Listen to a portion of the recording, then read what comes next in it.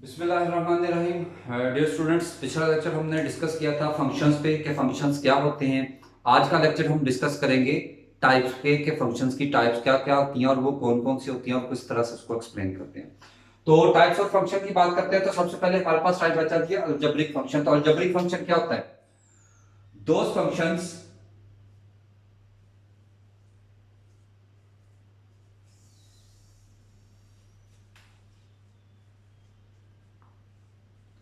which are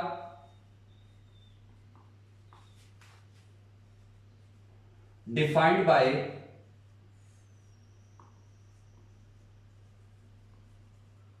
algebraic expressions।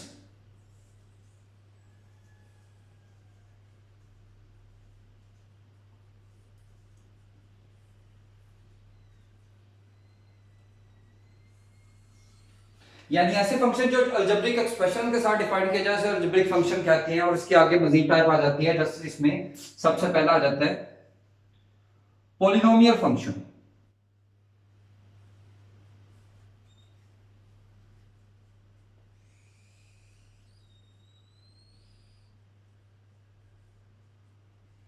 अब बात आ जाती है कि पॉलिनोमियल फंक्शन क्या होता है। A function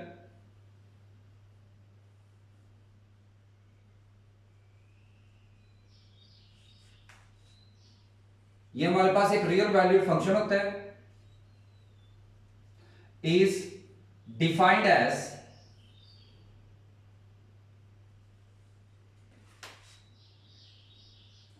p of x equal to a naught plus a1x plus a2x square plus so a n minus one x n minus one plus a n x n। और यहां पे n क्या है? That is the element of w यानी whole numbers. तो यहां पे students एक नोट याद रखना है,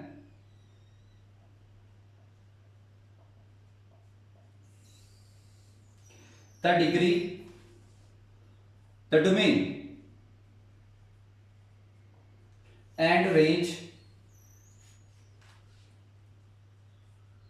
of the polynomial function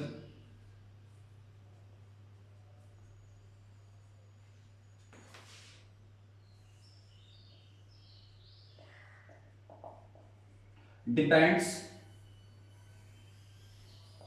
on the degree of the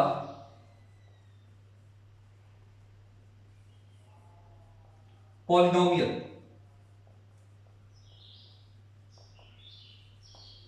If the degree of the polynomial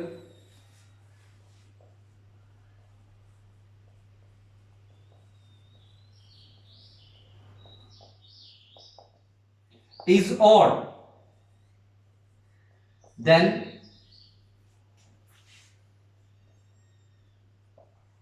domain and range are real numbers।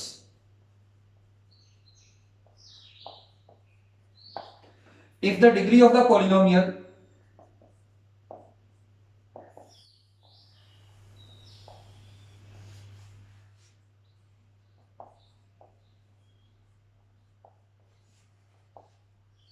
is even, then it will not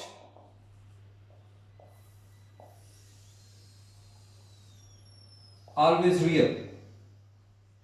उसके बाद next students हमारे पास आ जाता है linear function.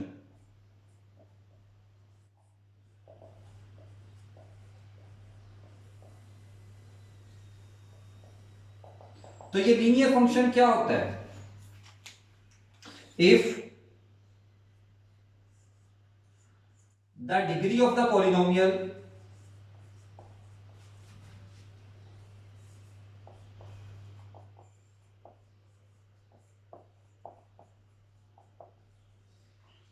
degree of the polynomial function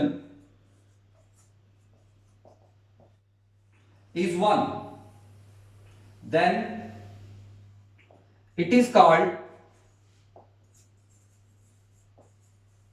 linear function.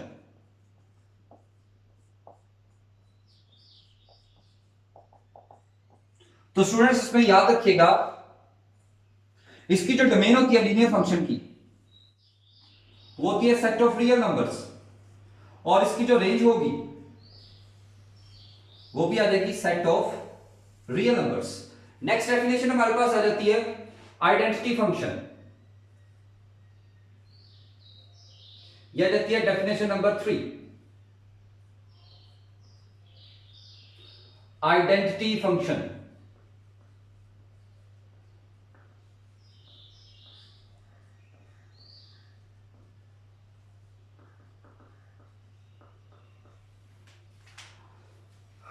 A function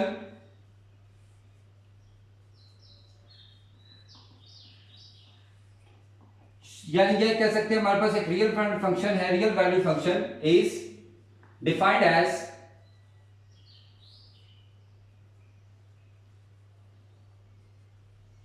f of x which is equal to x is called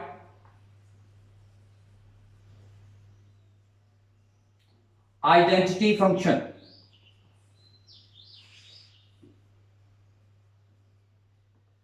तो यहां पे स्टूडेंट्स याद रखिएगा, इसकी जो डोमेन होगी वो होगी सेट ऑफ रियल नंबर्स, और इसकी जो रेंज है वो भी सेट ऑफ रियल नंबर्स। और ग्राफिकली अगर इसे देखें तो हमारे पास ये आ जाएगा x, और ये x की नेगेटिव x डैश, ये y और ये y डैश, और ग्राफिकली ये हमारे पास आ जाएगा आइडेंटिटी फंक्शन इस तरह से, यानी y इक्वल टू x, और ये आ गया ओरिजिन। उसके बाद नेक्स्ट हमारे पास आ जाता है constant function.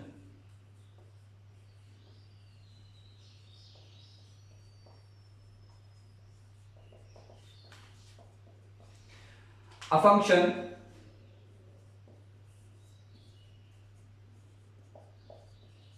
f r approaches to r या r maps r is defined as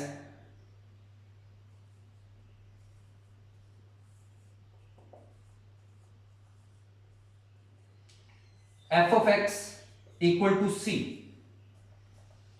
is called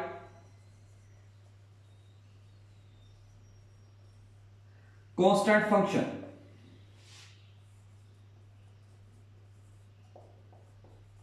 तो यहां पे याद रखिएगा, इसकी जो डोमेन होगी वो होगी सेट ऑफ रियल नंबर्स, लेकिन इसकी जो रेंज आ जाएगी वो कांस्टेंट रहेगी। और ग्राफिकली अगर इसे देखें तो ये कांस्टेंट फंक्शन कुछ इस तरह से होगा,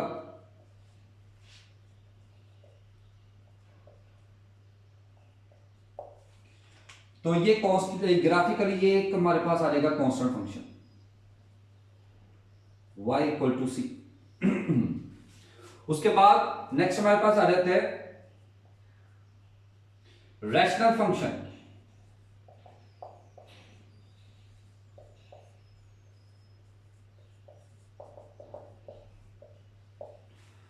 a function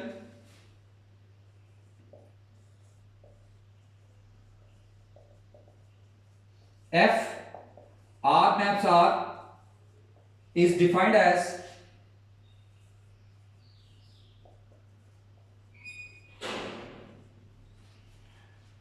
r of x equal to p of x over q of x. q of x is not equal to 0 and p of x, q of x are polynomial functions.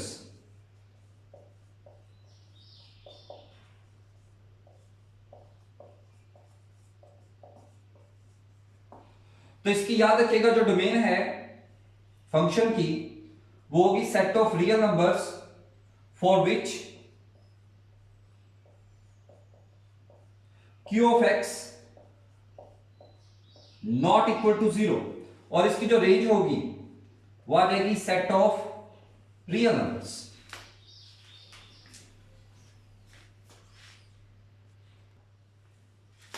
Students next आ जाते हैं हमारे पास trigonometric function. अब ये trigonometric function क्या चीज है? जिसमें सबसे पहले आ जाता है y equal to sine x. तो यहां पे याद रखिएगा इसकी जो डोमेन होगी यह आएगी सेट ऑफ रियल नंबर्स,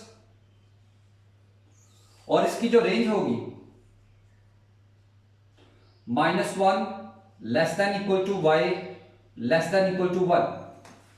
दूसरे नंबर पे आ जाता है हमारे पास y equal to cos x, second trigonometric function. तो इसकी भी डोमेन ये हमारे पास आएगी सेट ऑफ रियल नंबर्स, और इसकी जो रेंज होगी वो भी उसी तरह से -1 less than equal to y less than equal to 1। फिर नेक्स्ट हमारे पास आ जाता है tan x। इसकी जो डोमेन होगी x such that x is the element of R and x is not equal to 2n plus 1 pi by 2। n is an integer, और इसकी जो रेंज आ जाएगी वो आएगी सेट ऑफ रियल नंबर्स। फिर नेक्स्ट आ जाता है y equal to cot x, और इसकी जो डोमेन होगी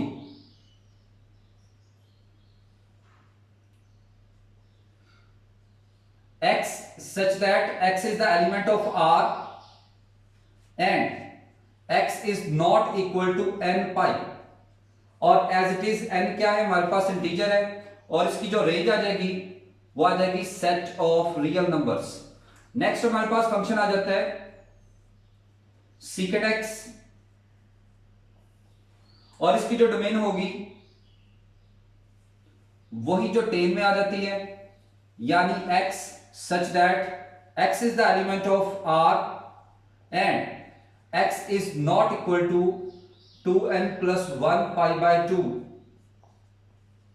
और n इज एन इंटीजर, और इसकी जो रेंज आ जाएगी that is y is greater than equal to 1 and y is less than equal to -1।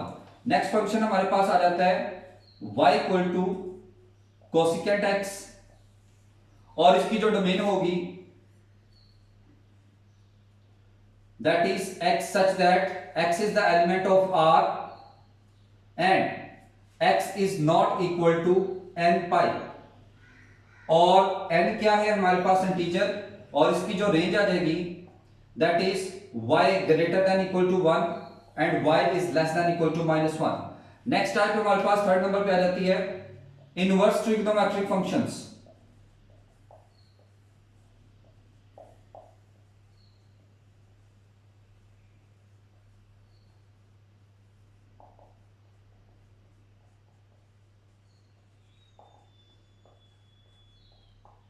अब ये क्या चीज है, इसमें आ जाएगा y equal to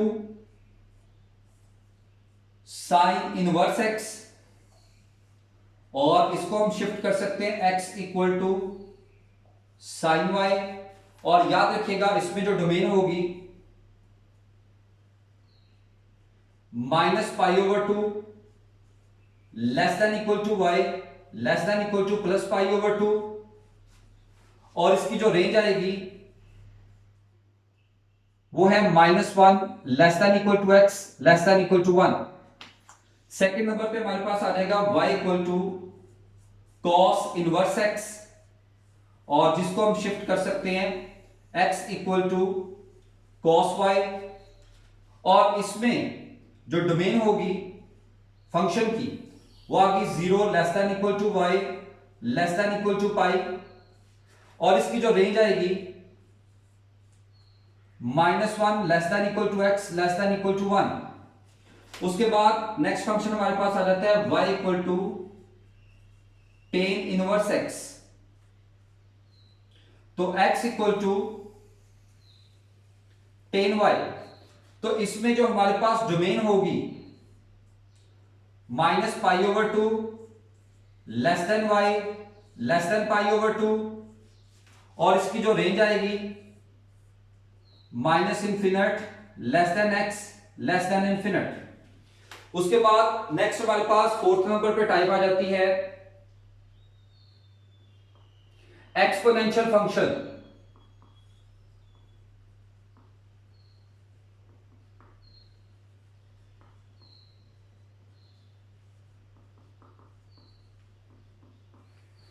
those functions if, या इसको ये कह लें a function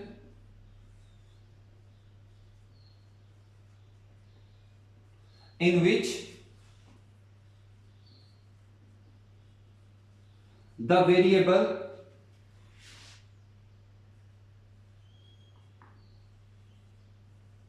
appears as exponent, या इसको एक्सपोनेंट को हम पावर भी कह सकते हैं, is called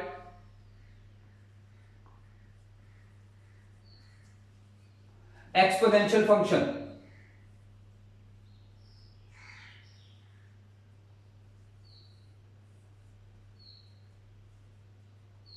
For example, y equal to e power ax, y equal to e power x, y equal to 2 power x, ये सारे एक्सपोनेंशियल फंक्शन है। यहां पे याद रखिएगा इसकी जो डोमेन होगी वो आएगी set of positive real numbers, या सेट ऑफ रियल नंबर्स लिखे पहले, और इसकी जो रेंज आएगी ये भी सेट ऑफ रियल नंबर होगी। लेकिन यहां पे एक नोट याद रखिएगा, the range of e power x is always non-negative real numbers।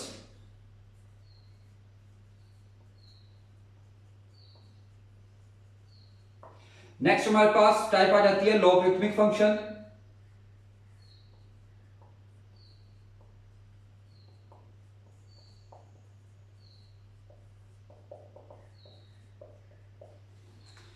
If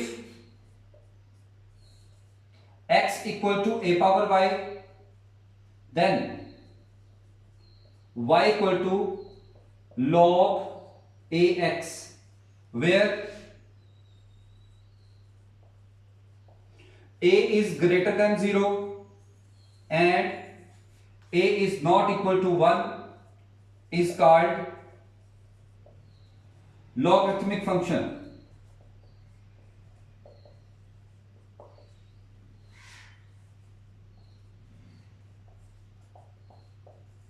यहां पे नोट एक याद रखिएगा, if a is equal to 10 then y equal to log 10x can also be written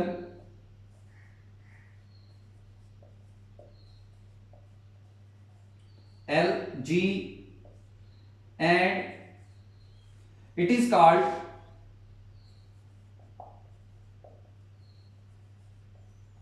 common logarithm।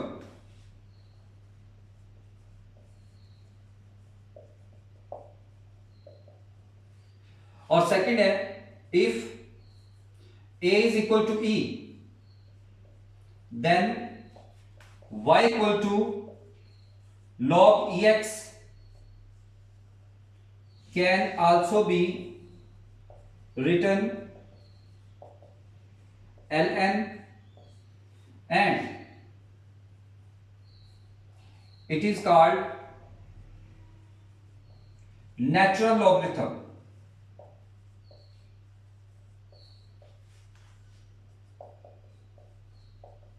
तो यहां पे याद रखिएगा इसकी जो डोमेन होगी वो आएगी पॉजिटिव रियल नंबर्स,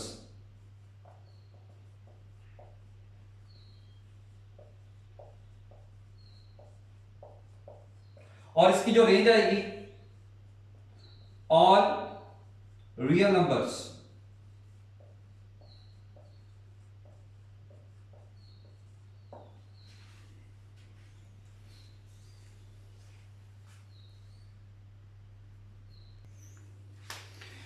तो स्टूडेंट्स नेक्स्ट हमारे पास आ जाता है हाइपरबोलिक फंक्शन। और ये हाइपरबोलिक फंक्शन क्या होते हैं?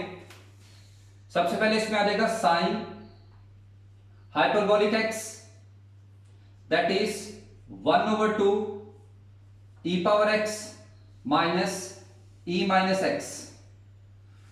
तो यहां पे इसकी जो डोमेन होगी यह आएगी सेट ऑफ रियल नंबर्स, और इसकी जो रेंज होगी ये भी सेट ऑफ रियल नंबर्स। उसके बाद दूसरे नंबर पे आ जाता है cos hyperbolic x, that is 1/2 e power x plus e minus x. इसकी जो डोमेन आएगी यह आएगी सेट ऑफ रियल नंबर्स, और इसकी जो रेंज होगी दैट इज 1 2 प्लस इन्फिनिट। उसके बाद नेक्स्ट आ जाता है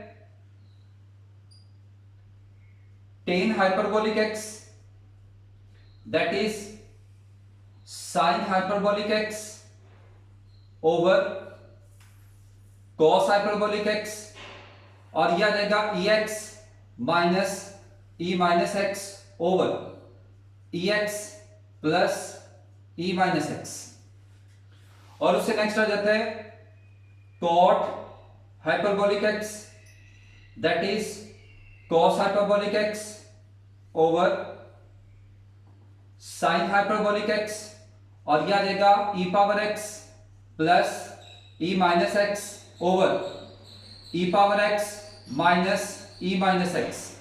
नेक्स्ट आ जाता है सीकेंट हाइपरबोलिक एक्स, और यह आ जाएगा 2 over e power x plus e minus x, और नेक्स्ट आ जाएगा कोसिकेंट हाइपरबोलिक एक्स, और that is 2 over e power x minus e minus x. और इससे नेक्स्ट टाइप हमारे पास आ जाती है inverse hyperbolic function.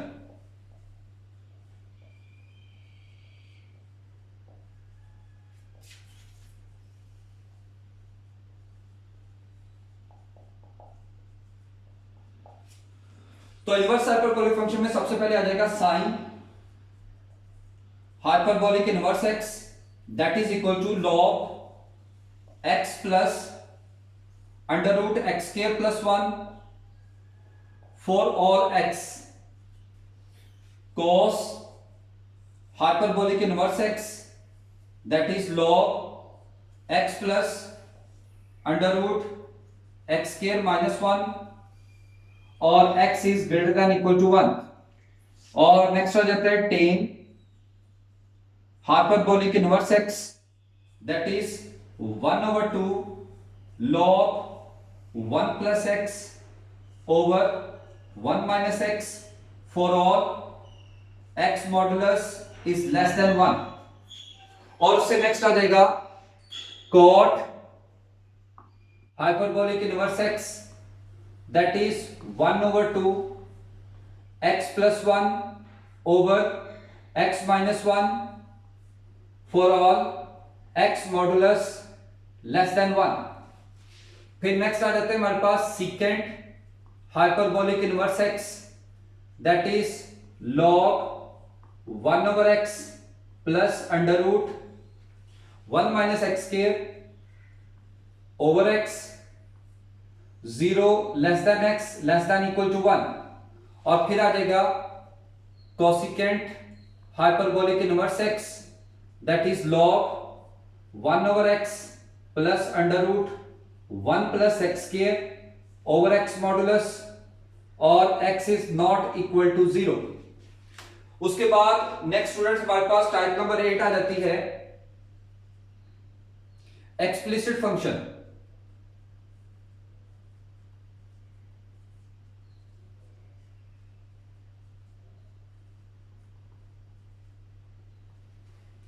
If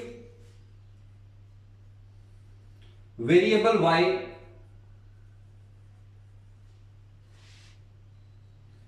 can easily expressed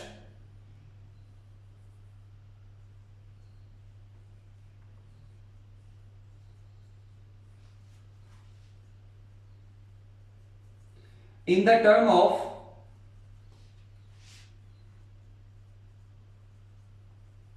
independent variable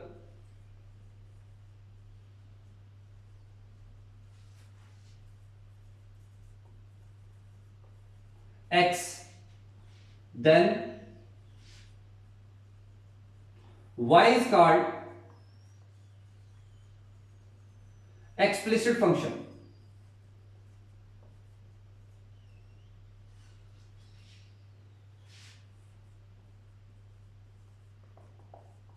Of x.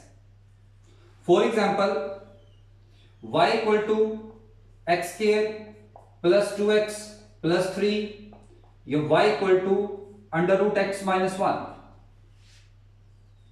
Next time, implicit function.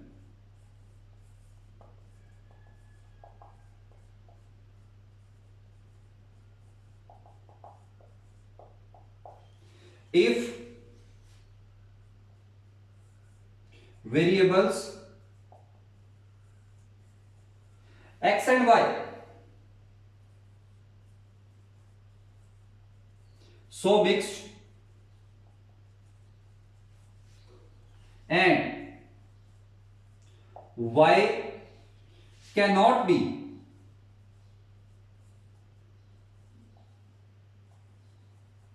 easily expressed या cannot be expressed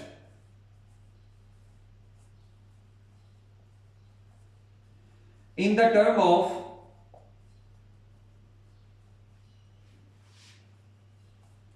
independent variable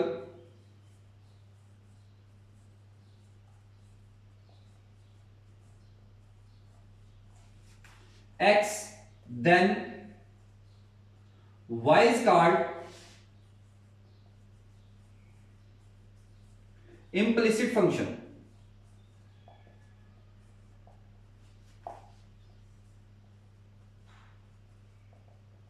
Of x. For example, x square plus xy plus y square equal to 2, यानी आप देख सकते हैं इसमें से हम y को इजीली सेपरेट नहीं कर सकते. नेक्स्ट हमारे पास आ जाती है type parametric function.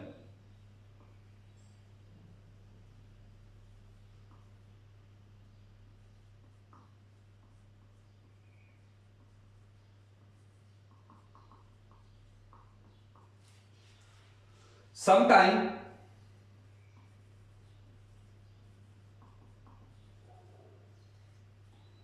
relation of the function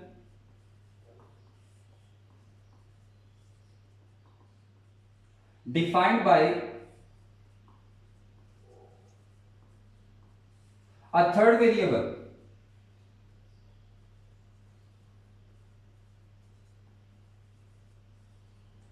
these variables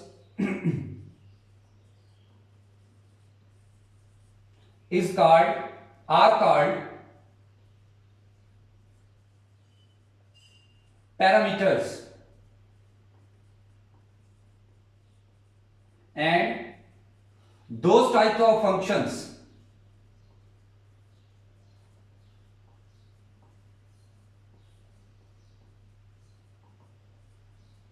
are called parametric functions.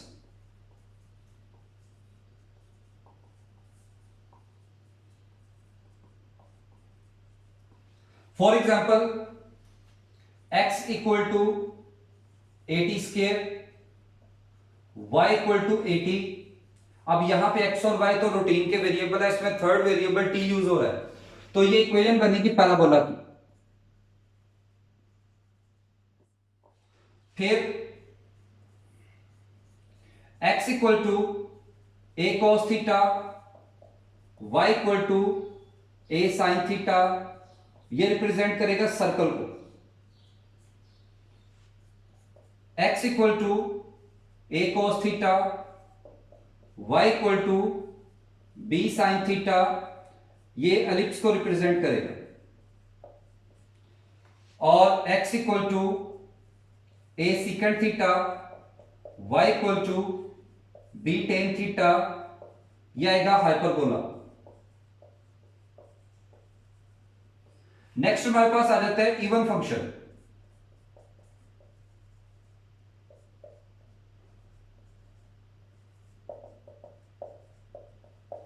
A function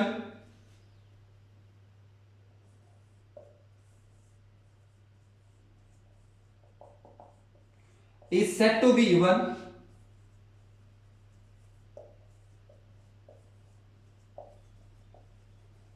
if f of minus x is equal to f of x, और लास्ट टाइप आ जाती है odd function.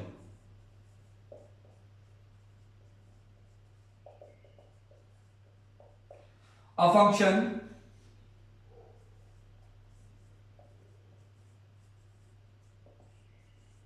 is said to be odd